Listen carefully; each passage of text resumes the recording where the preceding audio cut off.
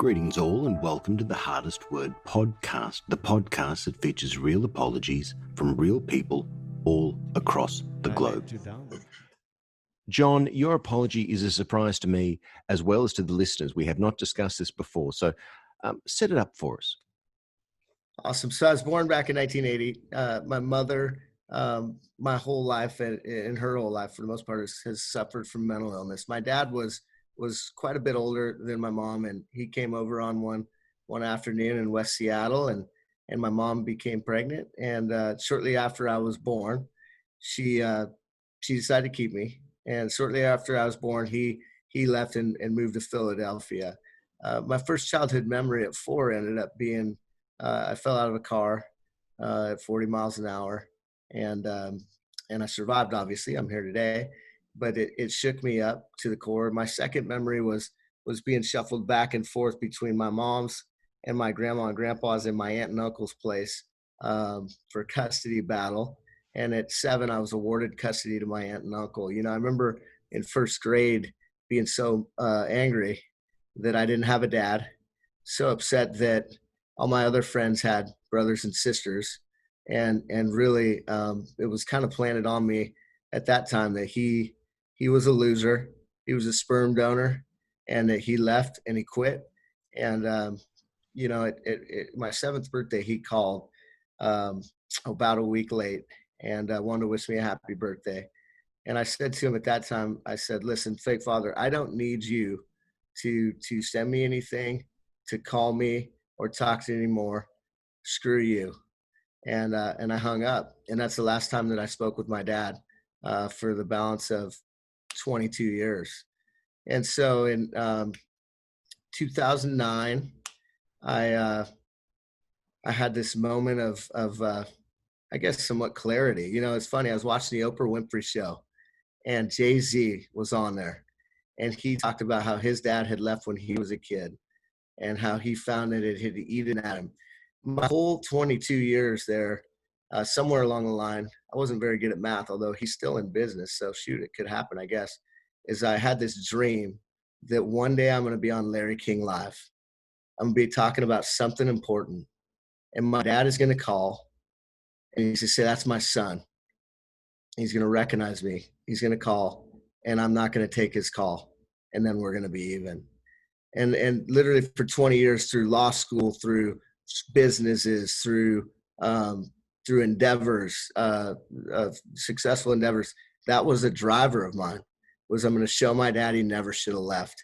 And so when I saw this Oprah episode, I thought to myself, shoot, if Jay-Z could do it, maybe I could do it. And so this is what I memorized. I really did. It took me a few months to get this kind of down based in my heart and in my mind, and then to execute on it was a January of 2010, and I called my dad, and my mom had kept his number just in case that 7-year-old kid ever changed his mind. She kind of kept up with him, but I was closed off. There ain't no way. I'm not talking to him. Screw him. And so here's the call. The call that I made went like this. Said, "Dad," he answered, first ring. I said, "This is your son, John. I called to ask for forgiveness for being closed-minded to the idea that we could ever have a father-son relationship. Will you forgive me?" And he sat back for a second. I could hear him. He's like, "Whoa, whoa." And he sits back in his chair. He goes, "Let me sit down." And he sits down and he goes, "Absolutely." He says, "I would love that." And so that day we talked probably for 15 minutes. And, you know, I got to learn later doing some research that he always claimed me the whole way. You know, he was a late night radio disc jockey. That's the job that he'd moved to in Philly. And which was really neat to find out some of the things in my past that I was so closed-minded and closed off. I would not research. I didn't want to know. Screw him. 6 months later, I qualified for a golf tournament in North Carolina where he was living at the time. And with the then president of Safeco Insurance and 2 other guys. And I call him. I say, "Hey, Pop, we're coming out to North Carolina." And so he and his wife of 25 years, and my wife and my 2-year-old or 3-year-old daughter, Malibu, at the time. We had lunch with him and his wife. So, and that's the first time I'd met him in any memorable meeting with him. And his wife said something I thought was unbelievable, and my wife both and I teared up and cried some. She said, "He's free to die tonight." She goes, "I've been praying for this day for 25 years." And and so we teared up a little bit. My daughter Malibu was calling him Pop Pop, and they got to interact. Matter of fact, you and I talked before this a little bit about the podcast my wife and I do called the Love the Process podcast. I talked to him on the phone on my way to Apple Cup last year. Matter of fact, the Huskies play Apple Cup on Friday this year, and it reminded me of his radio career. And people had continually said I should try to do more, speaking, and maybe my wife and I could do something like that. And after I got off the phone with him, it gave me the courage to send a text to a guy who helped us get that going. So that's the beginning and the end. A lot in between. I was a really angry kid, and I certainly had nothing. I didn't want anything to do with my dad, except to prove him wrong when I was growing up. What was the impact of making that apology on you? Oh, enormous. It's the greatest single decision I made in my life. The exception of marrying my wife, probably. We were already married, but from there, it was the weight of the world. I went to bed that night a free man for the first time in over 20 years, and I didn't know. I mean, it's a very dramatic thing for his wife to say he is free to die tonight. But in a way, it did cross my mind, even when you quoted her, that in a way you were a lot freer to at least live your life and heaven forbid die as well. 100%. And that, you know what, frankly, I did it somewhat selfishly in that regard in the first place, was that my daughter is 2, almost 3. One day she's going to ask, "Hey, where's your dad? What's his story?"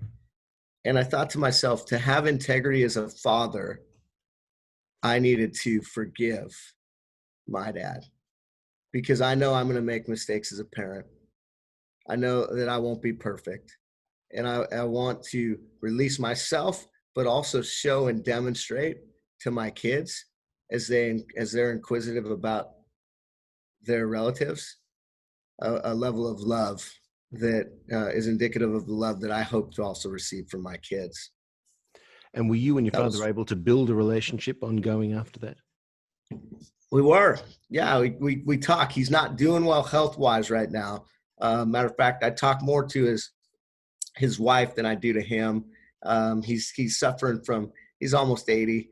He's suffering from, he didn't take the greatest care of his body over the years. And he's suffering from early onset Alzheimer's. So he was telling me the score of the game about, 3 or 4 different times the last time we talked. So, but we do. Yeah, we do. When I call, he'll get back or he'll answer. And, every Father's Day I've made a point just about to call him and say, "Happy Father's Day, Pop." And he's got two other boys in the same, he's had in basically the same way. So 3 different moms with 3 different boys, and his wife actually is they don't have any kids together. So he certainly lived a full life. There are a lot of people out there in a circumstance that you were in before, pondering whether to reach out and reconnect or apologize. What are your words to those people? My words are to take some time, get your heart right around it, become willing, and have a plan. But at the end of the day, do it anyway. I think that the fear is much greater in our head than the actual event. But also I would say to not have any expectation. I don't know if they'd all go like mine did, but also kind of to what you talked about earlier, is that it's really to release me. the resentment or anger or disappointment. And the back end of that is, I think, universally awesome. So Of course, there are also people listening right now thinking, well, that's all great for you to offer your father or biological father an apology, but did he ever apologize to you? well, and I would say to that again, that's to the expectation. I really worked diligently to get my mind in a place and my heart into a place of just looking at my resentment, my side, if you will, of the street, and so my press back or press into that question would be, um, you know, I don't have any control over those realities.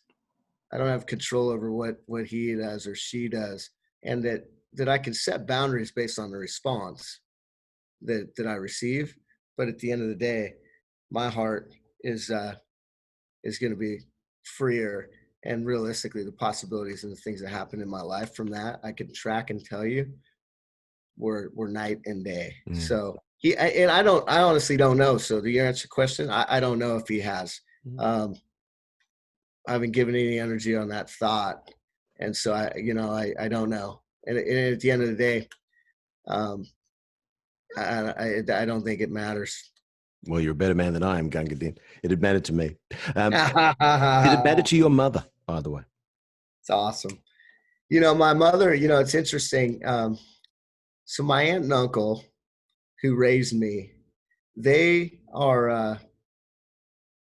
They were they were really frustrated. They watched his disregard for me, and they watched kind of his disregard for my mother, and so they still to this day don't know much about this, and so and they're like my parents, and so the day probably this is coming or has come, maybe even this Thanksgiving or Christmas season, to kind of chat through that with them. Um, and I'm excited for that. The reason I haven't is frankly just to kind of your point, is just out of protection to them, because they're with you. They're like, screw this guy. So, and then my mother though, she was all in the whole way, and so she was very excited to hear that I had one, that I was planning on it, and she always kept following up to ask if I'd made that apology. And so, you know, my mother, I asked her one time a couple questions. I go, "Hey, Mom." So he came over when Grandma and Grandpa were away at that weekly Bible college thing or whatever, and my mother was 22 at the time, still living at home, and wasn't able to hold a job, and it's been on Social Security, kind of disability income, her whole life, and a number of trips to different psychiatric facilities to try to just figure out, kind of mentally balance her out. She's doing good now. She lives just up the road. But I said, "Hey, Ma, so how many times did it take?" And she goes, "Just one." Just one time. And so I'm like, nice. And it's just a sense of like, man, the thing that I really got out of this I was on a free roll. I felt like from the age of 4 when I fell out of that car, but from the age of 20, from right after I made that apology, I really felt free.